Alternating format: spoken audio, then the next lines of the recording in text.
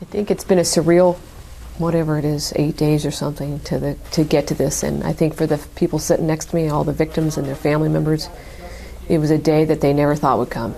Well, what's been reported in the last couple of days is that essentially the way that the road that we got to Mr. D'Angelo was through using what I say two things. One, genealogy, and two, very dogged detective work in terms of using that genealogy and trying to find the path to him. It was always going to be DNA that solved this case. So that was ultimately, any investigation, that's where it was ultimately going to lead. We went from kind of cautiously optimistic to subdued celebration, I guess.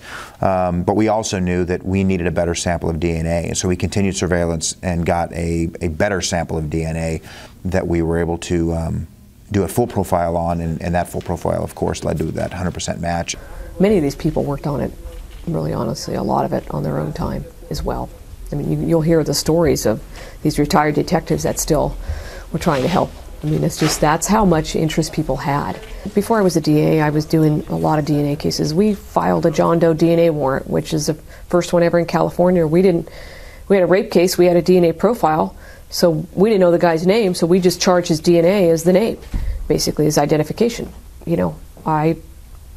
My attitude was, we believe, based upon our research, that this was lawful and we were going to do it and preserve the statute, and we caught the guy and it went all the way to Cal Supreme Court and it was upheld.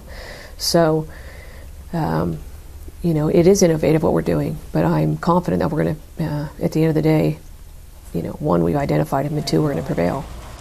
All right, why don't we take a recess?